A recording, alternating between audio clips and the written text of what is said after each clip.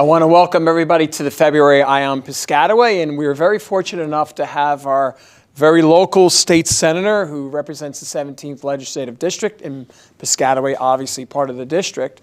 Bob has been, or should say Senator Smith has been involved at the state legislature for a couple of decades. Yes. And during that time, he's passed some landmark legislation, which he's going to speak to about. But more importantly, he has a mission today for the month of February, since there's a filing deadline for those folks with the Anchor program. He wants to talk first and foremost about that before he talks about some of the other state issues that are ongoing that both Assemblyman Joe Egan and Joe Danielson are working on behalf of the residents in the 17th Legislative District. So, Senator Smith, take it away. You really want to push like a Circus Barker there about the the Anchor program, which is a lot of people still aren't aware about, according to you, which is a little shocking to me. It's free money. It's free money, folks. Yeah. This is you fill out the form and you get the money,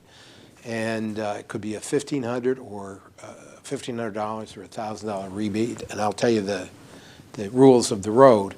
But this is called the Anchor program, and it's specifically designed to provide property tax relief for New Jersey citizens. I think that both the legislature and the governor figured it out, as if anybody needs to be reminded. We are not an inexpensive state in which to live, and the point of this is to give you some property tax relief on your homes and your apartments. So let me give you the gruesome details. I don't like to read things, but I also don't want to say anything that's incorrect. So the Anchor Fund has been created and expanded, and there are going to be over 2 million rebates being issued to New Jersey residents. You want to be one of those 2 million people. So this is a $2 billion program. It's going to help working families to reduce property taxes. We're expecting 1.16 million homeowners and 900,000 renters to participate in the program. Now, some of the rules. Householders with a household income under $150,000 are eligible to receive a $1,500 tax credit on their property tax bill. So, honest, free money. There's 290,000 homeowners with a household income between $150,000 and $250,000, and they're eligible to receive a $1,000 property tax credit on their tax bill. And then renters with a household income of up to $150,000 can receive $450 each year to help offset potential rent increases caused by the rise in property taxes. So it's a great program. The deadline for submission has been extended to February 28th. And the moral on this story is you really don't want to miss out. You don't want to be the citizen who 5 months from now says, what program? Why didn't I sign up for it? Why didn't I get this property tax relief check? Now, as I think most of the people watching know today, our legislative office is here in Piscataway. It's at 216 Stelton Road, Suite E1. Our phone number is 732-752-0770. And I'm mentioning this is because my staff is happy to help you out. If you need the forms that you need to fill out, they're all online, but we'll be happy to help you. If there's any question about how to fill it out, we're happy to help you. So please don't hesitate to call Christine or Sue at my legislative office, 732-752-0770, and we're here to help. Today is the end of January, close to the end of January, so you basically have the month of February, which doesn't mean you should put it off. If anything, it means you really want to get it in as quickly as possible so that you can get your tax credit. So God bless you, but do it. Don't hesitate. Second thing I wanted to mention, Mayor, because there's a huge effort on the part of the legislature and the governor to try and moderate taxes in the state. So the governor just announced that there's going to be a $600 million tax cut for businesses in the state. And that's, the tax cut that we're talking about is the corporate business tax. That was the one where there was, back during the recession, there was a surcharge or Yep, something. right. So the surcharge is about, by the end of this year, it will be eliminated, which will save our business taxpayers $600 million. So And everybody, that beware. includes just not large corporations, but a lot of small business owners, Yeah, too. it does. There's a A threshold. threshold, but if you don't know about it and you don't get into it, shame on you. Yeah. All right? So those are the two taxes. I want to jump in for a couple questions Sure. about the anchor program. In the past, I remember a lot of the rebate programs pertaining to state taxes had to do with the homestead rebate, but in this case, the anchor program, which is new, is basically it's skewed towards helping renters out now. That's the new aspect, yes. Yeah. Yeah, so it's not just single-family homeowners. It's also renters who can apply for the $450 rebate, assuming your family income is not over $150,000. And I think that's a big, Huge. different take than what has been over the last several Yep. decades in the Yep. state of New Jersey. Yeah, you're right. In the past, it's always been about home ownership. Now the state is also talking about trying to help renters as well. We're an expensive state, and our taxpayers need as much help as what they can most people don't realize that even if you rent like in a large garden apartments complex and things like that, they pay taxes too, meaning the owners of the property, and that's passed on to the folks who have tenant leases eventually, depending upon. It's in the rent. It's in the rent. So technically, you as a renter are in fact paying taxes. Right. Yeah, there is one minor Caveat. exception to, on the renter's side, if the apartment complex is part of a payment in lieu of taxes program, then there's no eligibility within that complex. Yeah, and that's the issue. But by and large, in Piscataway Township, that doesn't. I think in Piscataway, I don't think there's a single rental unit that's part of a pilot. Existence right now. So. Right. So everybody should be eligible as long as Yeah. you meet the income criteria, and as long as you fill out the form and file it before February 28th. My office is here to help you, 216 Stelton Road, E1. Yep. And I mentioned the phone number a couple times already, and I don't want to shamelessly advertise, but we're advertising to help people. This is not like one of these seals that you see on TV at 3 o'clock in the morning pushing some type of product. No. But this is a very good thing that the governor and the legislature did to change things around from past programs that we just talked about that went on for almost 3 decades. And now it's more flexibility that more people would be able to buy in, so to speak, to get rebates back where it wasn't so much in the past. Right. So please take advantage of this program. It will be good for you and your family. I thought, Mayor, you mentioned legacy. I actually wasn't going to talk too much about legacy, but I'll tell you about a couple of very big bills that are working fabulously. One piece of legislation that I did was called SARA, the Site Remediation Reform Act. And we have, the law is in effect for 11 years at this point. We have, through that program, cleaned up more than 15,000 contaminated sites in New Jersey. Think about that, folks. New Jersey has been noted to have the most toxic Superfund sites in the state of New Jersey, and that doesn't include the other contaminated sites that didn't make the Superfund list, the federal Superfund list. Right, so it's putting property back on the tax rolls. It's encouraging more development on the urban side because. Well, I want to jump in on Sure. that one, Senator, because it directly affects what transpired in our corporate community here in Piscataway and how our community center was built. That bill that was passed by you and the legislature at the time, probably we would have never had gotten the old Union Carbide site, Dow Chemical site, back to where it is today, where there's jobs available now. It's back on a tax roll.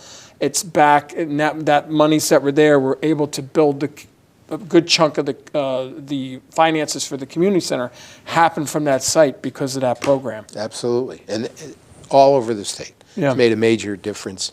We're the second state to do it. We looked at the model of Massachusetts, and they had cleaned up their backlog over 10 years. We're on the road to having our backlog caught up in So terms of cleanup. basically, in essence, what this program allows is private sector engineering companies who are certified by the state DEP Correct. to allow to come up with cleanup plans that don't necessarily have to go back to the DEP, Right. but it's on a licensed person who's Right. regulated by the DEP. Right. So in essence, it's having an extension of the DEP out there in the private sector to a certain extent. Better than an extension. Yeah. The problem with the program before this law passed was that the DEP would do command and control. Yeah. And the command and control meant that all of these sites, there was a bureau within the DEP who, every time there was a decision made, had to be checked with and made sure it was okay by the DEP.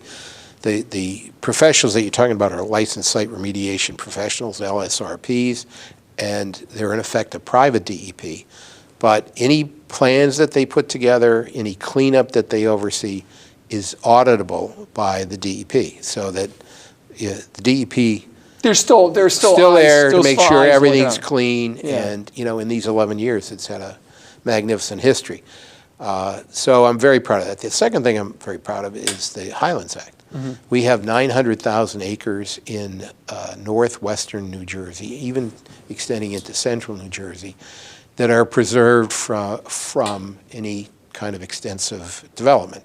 And the reason for that is that more than half the water in New Jersey comes from that northern Jersey watershed. And that program is, in effect, at least a decade as well. If I remember, that was under Governor McGreevy's time. I It was believe Governor that it was McGreevy. signed into law. Yeah. Okay. Yeah. And, again, working well. That's legacy stuff. But I want to delve on that because think about that. Other states are going through droughts right now. Right. Could be climate change or whatever the reason is. But think about that. 20 plus years ago, the state of New Jersey made a decision, hey, we're going to protect the aquifer of an area that provides drinking water for millions of people. And you were holding hearings at the time as chair all over the state. And there was a lot of outcry at that time saying the sky was going to fall in on anything that fell inside that envelope of the Highlands Act, and that really hasn't come to fruition. Hasn't come to fruition at all. At the naysayers we're talking about. That's right. Which is not to say there's not some unhappy There's maybe person some somewhere. glitches, or things that have to be worked around. One of the things that is involved in this is treating the property owners fairly. Yeah. So if they want to sell development rights or even sell their property to the state, the way in which they value it is the value of the property at the time of the act. In other words, whatever the zoning was. Some people get mad because while they might have been zoned for a single-family residential home, they want to put in an apartment complex, but there's no zoning for it. Yeah. So you can't be compensated for pie in the sky. Yeah. And then the other good thing that ties into that is we have a stable source of funding for open space. That's 4% of the CBT, and that also provides the money for anybody who wants to have their property purchased by the state for open space. They have the money. Now they get about $150 million a year for open space preservation, farmland preservation, and historic preservation. So those are three terrific things in the past. But if I'm a citizen, you want to know what's going on. What are you doing for me lately? Okay, so let me tell you the three, I think, really significant things that are happening in this legislature in which I'm trying to guide through the process. The first one, and this is the one I think that most people will identify with, is that we have legislation that's now passed the Senate. It's in the Assembly, and it requires flood disclosure on real estate sales contracts and on leases for tenants. And so that nothing exists now in the state of New Jersey. Well, right, and what we're putting on there is the website of the DEP identifying all the flood areas in the state of New Jersey. You want to know if the house you're about to buy is in a flood area. Now, I don't know whether that means you're going to negotiate something different in the price, but at least you're going into the you know that there's a potential. You know what's going on. And likewise for a tenant. I think a classic example may be out in Manville in the Lost Valley section, where maybe an innocent homeowner or somebody, potential buyer, doesn't know, but I mean, how could you not know in the last 20 years that there's been significant flooding there? Right. However, there's always those folks that, first-time home buyers, that don't do their due diligence to check it out. So this will be a paragraph on all real estate contracts and all leases for tenants, indicating, first of all, requiring the property owner to disclose, but secondly, they'll have a hotline, a website, where they can go and they can see all the maps for the state and check out their individual property. So it's a full disclosure kind of thing, and I think it's the right thing to do by our residents. More information. I think the than less. analogy, but in a different respect, is when the law was passed that if you have well water, you have to Yes. have it tested not just for the normal bacterial, but a little bit more advanced test there now to know if there's any particulates in the water that wouldn't come up on a standard test now before you sell the house. Right. That's sort of the analogy there. Right, and it also, for example, in the case of water, drinking water, if there is a problem, you need to know what kind of a treatment system, whether it's charcoal or whatever, to make sure your water is drinkable and potable and healthy, etc. So that was another terrific law that we did. We have two monsters that we're working on right now, Mayor, and they're monsters because they're unbelievably complicated. So the two, and is this going to be a Netflix series here? It could be. This is 15 months of effort. Okay. This is brand new legislation, and it's hard. Everything is difficult. So one of the really big ones is the Renewable Portfolio Standard for New Jersey, and you hear about it in the newspapers. This is the Reggie. No, it's not Reggie. Reggie is interstate. Okay. Electric transfers, etc. This is the degree to which we incentivize wind, solar, efficiency, across the board. And over the years, and I've been there to see it, we've set up different programs for different energy systems, and we have a pretty wide spectrum of those programs. This bill is designed to consolidate them, to make them more effective and more efficient. And the net result, we're trying to get as much renewable as we can, but at the same time, if we can, stabilize or lower the electricity rates that people are paying.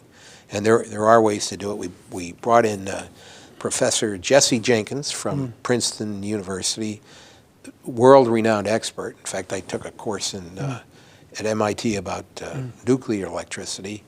He's mentioned 5 times in 3 days by all different speakers. And he's not a nuke guy. He's an energy guy, and he's one of the smartest in the state. So we worked with him and at the NDC and a bunch of other groups. The actual bill, which is going to be a substitute for another bill we started at the beginning of the session, at 15 months ago. The substitute is going to be released sometime next week, and everybody's welcome to take a look, and we always welcome constructive So criticism. is this part of why the governor delayed his The Energy Master rollout Plan? of I think his- so. Yeah. The governor didn't give me a call. I'm delaying the Energy Master Plan, but we've been in talks with the Board of Public Utilities, who is his arm of the energy world, and this is a bill that they think has merit, and I'm sure they've passed that on to the governor, and it really will change the whole paradigm of energy in the state, hopefully with reduced rates for all of our constituents. Well, if you go to there's, the energy markets internationally since the pandemic are not where people could normally expect. There's a lot of gyrations, whether it's natural gas and electric and things like that. War in Ukraine. War in Ukraine. Actually, there was a good article in the Wall Street Journal about how the global supply chain of energy has changed since Dramatically. the war in Ukraine. It's a new world. Which leads to that, there's higher costs out there for, just operating if you have a single family home or even a business. And that's why it's incumbent upon the state officials such as you that we need to have a global look at this, because this isn't going away anytime soon, that it's going to go back to where it was pre-2019. Right. And you're thinking about supply chain. Yeah. Also on that plate of issues to be considered is the change in our climate and weather because of global climate change. You know, we're continuing to put more carbon dioxide and methane into the atmosphere. We've got to find a way to reduce that, hopefully electrify everything with renewable electricity. But if we don't do that, you know, then in the next 10 to 20 years, I can tell you there's going to be a lot of bad stuff happening. So I know one of the things, will part of this package be released, like be availability? Because I know with the Biden bill that was passed into law towards the end of the year, where there was now going to be a lot more tax credits out there for renewable energy, sort of what happened during the ARA program stimulus package back when President Obama first came into office. We're even now looking at to put, since technology's out there, new technology's out there from 20 years ago, now there's new technology where we may be able to attach solar to our municipal buildings and not void the warranty on the roof because it's a metal roof. Right. So there's new technology out there now that didn't exist 10, 15 years ago that we're exploring to actually do on some of our government buildings, you know, but yet be able to maintain our warranties on the roof. So yeah, well, go a little bit further. The biggest single problem we have with having a large increase in solar is our grid. Our grid is not in great shape. Yeah. So when you see PSE&G or JCP&L or all the other energy providers in the state, you've seen all these massive upgrades with their transmission lines throughout the state, and that's part of the resiliency. Right. Not just because to withstand storms, but it's a capacity issue too. Absolutely. And as a result, for example, if you have a solar developer who wants to put in a big solar facility, before they can really put their foot on the property, they've got to find a way to get the electricity that's going to be generated into the grid. And it normally means that the utility will say, we need to upgrade the grid. And you, the solar developer, it's only going to cost you $2,875,000, you know. So what happens, and this takes a year. The utilities do not act quickly. And we have some legislation to accelerate those reviews, also to try and find a sharing mechanism for the costs of the improvements to the grid. But this kind of stuff I deal with every day in that committee. The committee I chair is Environment and Energy. So, and they're so closely related, and it's a hoot. I mean, it really, I call it the most interesting committee in the legislature, much to the chagrin of other chairs of committees who think their committee is the most interesting, but ours really is. Well, you know, it's kind of funny. I don't know if folks have seen in Piscataway Township for the last 18 months, PSE&G's been doing power upgrades into our community, putting new 70-foot power line poles in, and that's to bring additional power into Piscataway because of the data centers, the university. People are drawing more energy because of their computers and their digital footprint. And so we needed the power upgrades to come into the town, and fortunately, PS has made that upgrade that's still ongoing, where they still have to yank out some of the poles that they transfer the lines to, and it's not just PSE&G. You know, you're dealing with Verizon, the cable company. When energy upgrades you're touching everybody's lives. It's complicated. Yeah. So anyway, that's I'm hoping to get that passed by the end of the year. We've been working on it for 15 months. We have another maybe 10 months to go in this session. You have to get stuff done before the end of the session. And we're going to hold a whole bunch of hearings and make sure we're not making any mistakes. With an end result, hopefully more renewables and lower costs to the ratepayers all over the state of New Jersey. The second really monstrous bill that we're doing is what's called producer responsibility. Producer responsibility. Producer responsibility. And this is following through the sequence of legislation that's occurred in the state to enhance recycling and to reduce waste in the environment. So in the last session, one of the things that we did was to pass legislation increasing the percentage of recycled content that goes into our glass, aluminum, newspaper. Any of the products. Any of the products, right. And the reason for that, Mayor, you know it because you see it in your municipal budget. You got a line item on recycling, and it used to be where you would break weren't even paying anything. or maybe get a couple of bucks on Yeah. top of it. Now, Anymore. because not anymore. So we changed the recycled content rules so that companies have to use more recycled content, which hopefully will establish a market for the recyclables that Piscataway and other towns collect. So that was last term's effort. This term is producer responsibility, and there's 1 or 2 states that are in the very early stages of trying it out. So we're trying to find out how it's working. So you're letting them, they're the guinea pigs, or At the moment, yeah. Yeah. I mean, I always like to see New Jersey ahead of the curve. Yeah, yeah. All right, but you want to look and see what mistakes were made in other places and hopefully not make them here. But the way the law will work is that there will be we're going to form a committee, and the committee will be government, businesses, and enviros. And they will meet on a constant basis. And what they're going to try and do on a consensual basis is reduce the amount of packaging that goes on to all of these products. I mean, think about it. If you buy soap, all right, you get a 6-pack. Yep. The 6-pack is in cardboard. Yeah. On top of the 6-pack is a whole bunch of plastic wrap. Yeah.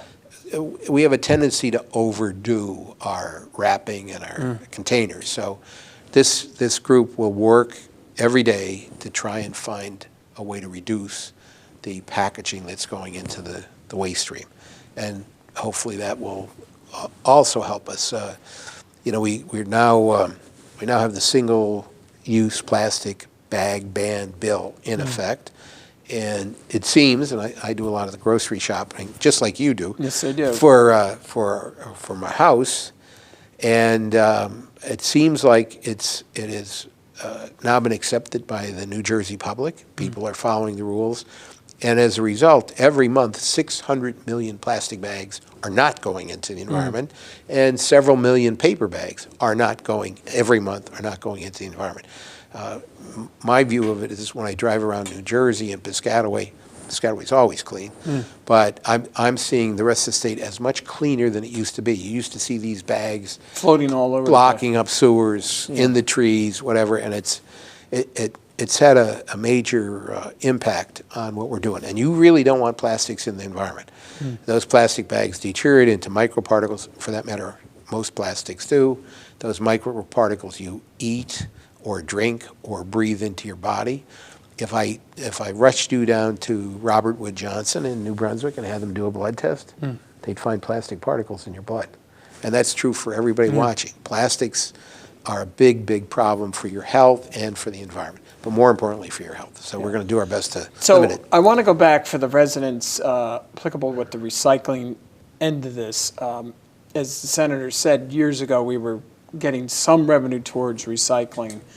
Now, with other countries like China and India not accepting our recycling anymore to reinvent it, it now, at some points, they're just saying, some of these recycling just say, it just pays to not even recycle certain material, just do virgin products out of there, and because it costs too much to recycle it. It's not profitable. And yet it's costing the taxpayers money, because I know our recycling facility, we're spending, I think, $500,000 a year or more in climbing to pay the county MCIA to take it away, because there's no market for them, and then they're having problems getting a cart hauler to come and pick it up outside of your house because there's no market. So it's not just about dropping it off at the recycling center anymore. It's about curbside pickup. That's what we're paying for right now, is for the curbside pickup.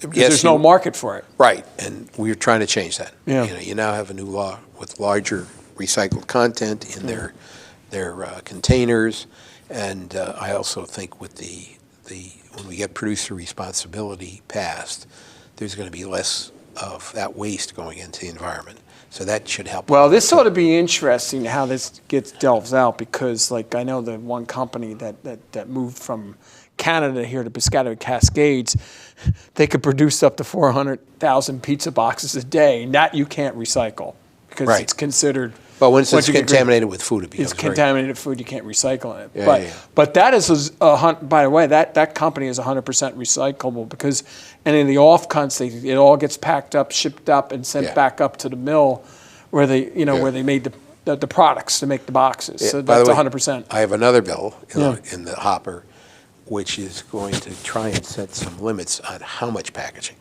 I mean, I get Amazon Prime deliveries at the house, and even at the office. I sometimes think Well, I think Senator, I think the genesis of that is because now people, they look online, they do a lot of their shopping online to the disadvantage of bricks and mortars buildings. Yep. Unfortunately, and a challenge. And then, you see these, as people rail against logistics buildings, but more and more e-commerce is coming. Because the citizens want it. Want it, and it's coming there Right. unless. And then they like either same-day delivery or next-day delivery. Yeah, or Prime,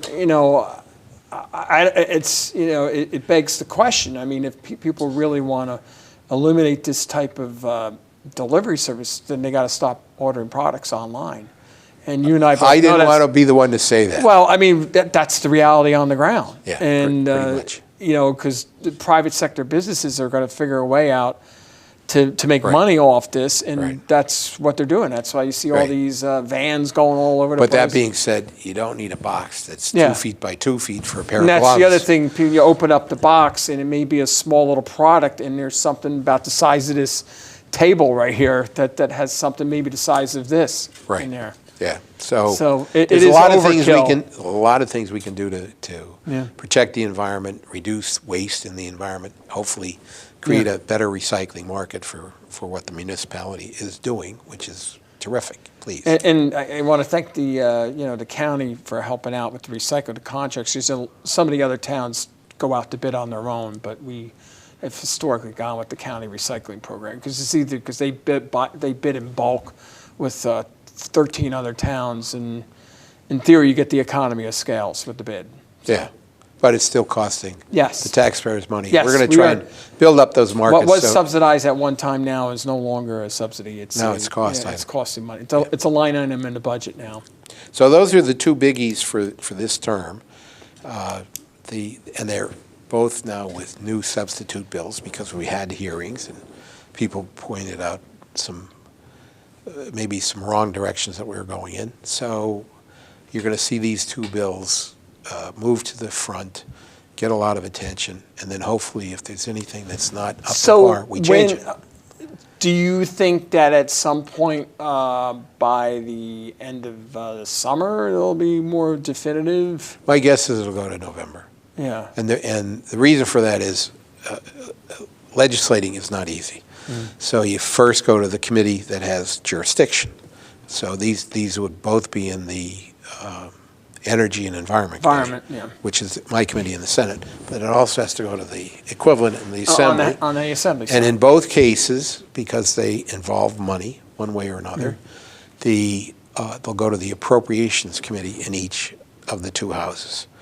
And, I can see even this first pass, multiple hearings, not easy to do. So my guess is if you're asking for a timetable, I think by June, they'll be in the respective Appropriations Committee. And then our job is going to be trying to convince people that we should get this done in this session. All right? So it's not going to be easy. I mean, the stuff we do on environmental issues, it's usually choosing between two difficult choices. And I see that with this legislation as well.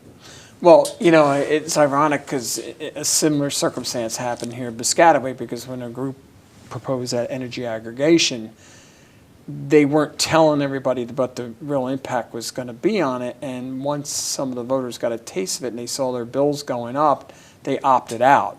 And I know one of the things is aggregations in general are not a bad thing. Right. But if it's done incorrectly, it could be not helpful. Right. And that's what happened in this case. Right. And the bottom line is that when you had 70+% of the people opting out, that says a lot. Tells you there. all you need to know. Yeah. It wasn't structured properly. No. But the moral, the lesson is that when these aggregations and dealing with energy to try to save money, you have to watch how they're set up. They could be a positive force. Yep. It's no different than us going out and buying in bulk. Right. We do a state co-op. It's the same concept, right. We do a state co-op. And but when you put benchmarks on certain things, that's where it gets really tricky for companies that want to bid on supplying energy, because they don't know where the markets are going to be and they're hedging their bets. Well, it's going to be a little higher here. And that's why we haven't been able to go out, because the energy market, the BPU said it's so volatile you can't even go out there. So all these other towns where there was a referendums by the voters pushed by an environmental group now are perpetually on hold now, because the BPU will not let them go out, because it's basically a waste of time at this point because of the energy markets. Yeah, and war in Ukraine, nobody could predict. Yep. Sometimes there's supply chain problems as well. You saw the problem in Texas. Yes, when you had the refineries and. Yeah, ended up having Texas closed for a week. Yes. Yeah. And think about that. The state of Texas, what they did. There was a huge article in the Wall Street Journal, New York Times, and a lot of major newspaper outlets talked about how they deregulated it so much that there was nobody watching what the heck was going on with their transmission capability.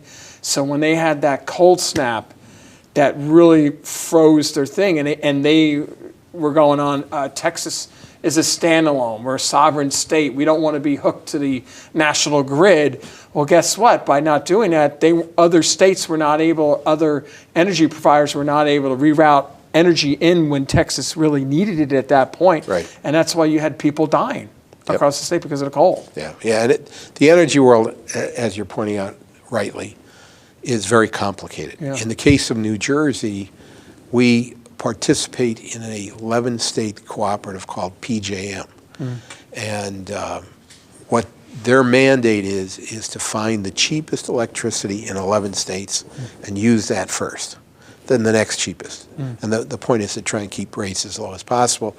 But there needs to be a little modification to that because, for example, some of the renewable energy sources may need a slight subsidy to make at least the initial investment doable.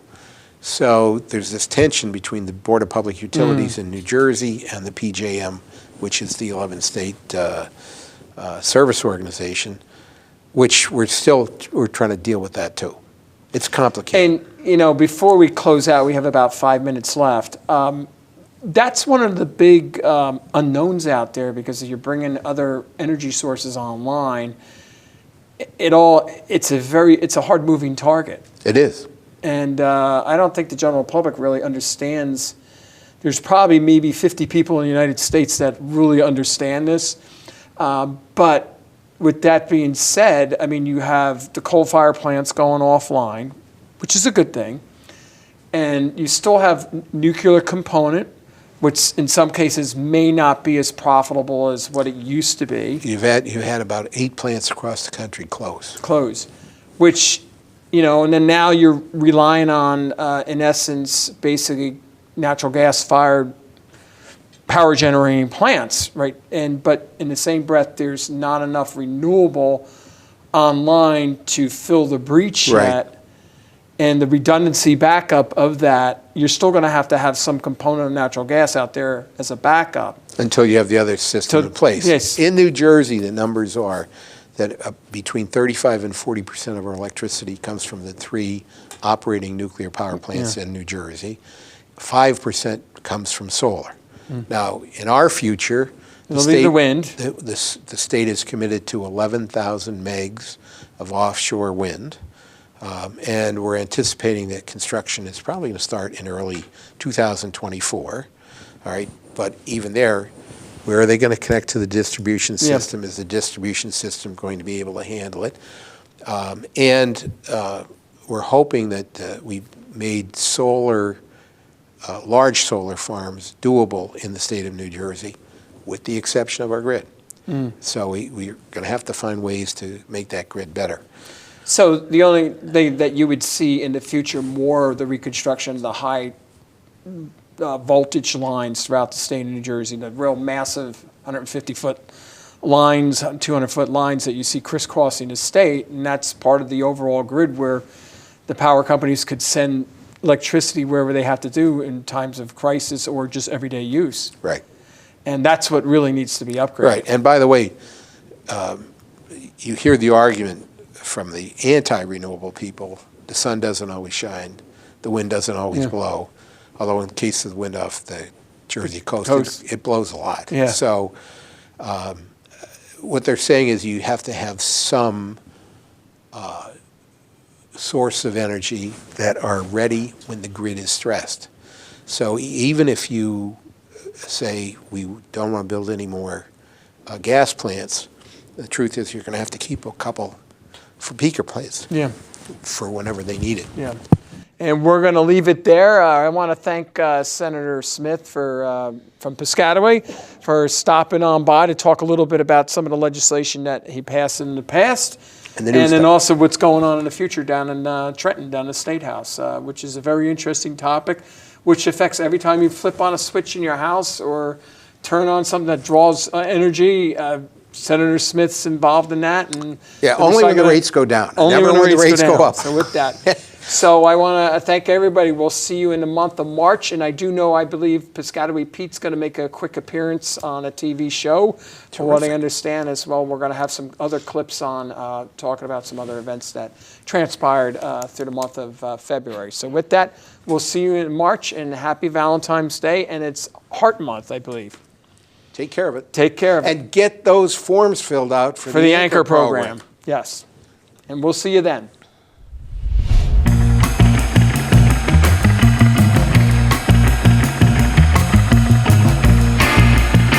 Good morning, Piscataway residents. It's that time of the year. It's Groundhog Day, and I'm walking here with Captain and Duncan, and they're going to find out from Piscataway Pete whether we have 6 more weeks of winter or 6 more weeks to go to spring. Given the fact that it's been a very mild winter so far, meaning no snow, we're hoping that it'll be spring soon because we have a lot of things planned in Piscataway Township to come in the spring. A lot of great things coming up. So we're gonna check up and see what Piscataway Pete's doing. He lives up here in a little underground condo, high density housing, I guess if you want to call it, in here. Boy, we got to get up here. What is this all about? A beach chair, a beach umbrella, and what is this? Suntan lotion. So with that, Duncan and Captain, you guys ready to find out what Piscataway Pete has to offer us here? And here is the sheets he left for you guys and the rest of the town. Sure, let me take my glove off here. Okay, let's see. It says T-Ball Girls Enjoy. It's sign up right now, currently ongoing on our municipal website for those folks that might want to have their kids play T-ball or any of the other sports. Registration's now open, and I believe there's a second sheet here. Yes, there is. Little League registration starts on February 9th. That's a big deal, which means that spring is definitely around the corner because opening days in the first week of April. So I want to thank everybody for the prediction of Piscataway Pete. He's firmly optimistic that spring is around the corner because with the fact that he has a beach chair out here, an umbrella, and some suntan lotion tells you spring is definitely around the corner. So we'll see you then, and we hope everybody enjoys Groundhog Day.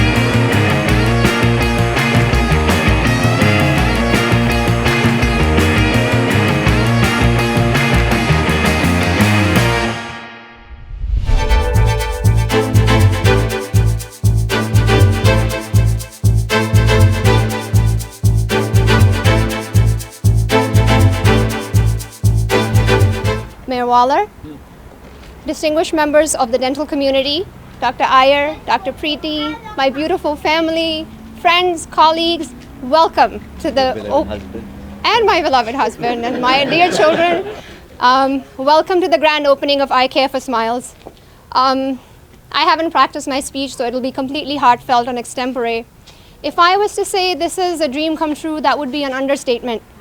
Thanks to the Almighty, the inspiration of my children, my little one that you see back there, my husband, the support, the motivation, the prayers, the contribution of my family, that dream is finally a reality. But I'm really looking forward to being part of this beautiful community and really helping everybody smile from within. The next steps are to open our doors, treat every member of the community, from the youngest to the young at heart, our special needs children, adults and their families, and really make a contribution to the community. So I welcome you all to I Care for Smiles. I can appreciate the small businesses. My wife's a small business owner, and it's not easy being a small business owner. And when you have an extended family, that helps a lot because the family that works together stays together. And I want to congratulate you on doing your endeavor of starting a small business. And we hope it flourishes here in Piscataway, and we hope your family flourishes also, because it's not going to be easy. There's going to be trying times, as there is with any small business. But when you have a lot of loving people with you along the way, that it goes a long way to help out. So congratulations on behalf of Senator Smith and our County Commissioner Chanel McCollum and our council members. We congratulate you on opening your business up, and we look forward to seeing big neon signs one of these days up here. Absolutely. Okay. Absolutely. Thank you. Sure, it's about 15 years ago, I believe, it was Pfizer's lead that was given, and here was this young, fresh graduate who comes over and says, what are my options? What do I do here? And from that day, I knew the spark in her eyes, the kind of talent that she possessed, the compassion that she carried with her, and the dedication and devotion towards education and just to keep herself better. I've seen her grow from that new dentist graduating from NYU all the way to being an associate and to be part of my program at Rutgers. There has been constant and never-ending improvement in her whole career. If you want to define success, this is an example of where you can achieve. And we are all so proud of what she has done and how she has kept the family together, how she nurtures her family and all, and considers us as family. So every patient who's going to come here is going to be treated by her like family. I have no doubt about that. And we want you to climb higher, make us all proud, and I'm sure you're going to do the very best to the community. Thank you, Dr. Thank Thank you. very Thank much. you. Thank you. Try. 1, 2, good. 3. All right. Great job.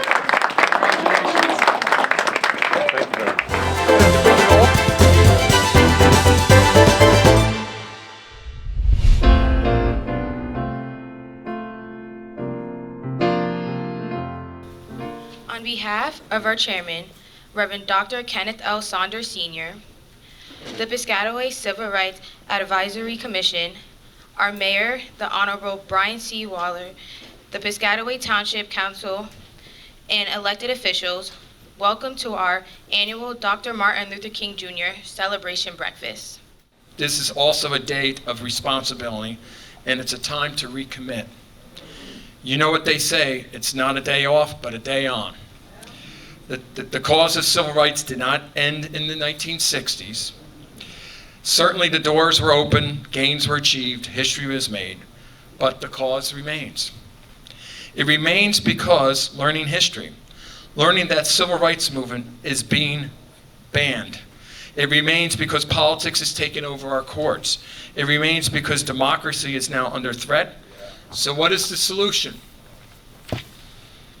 I don't have all the answers, but I do have one: activism.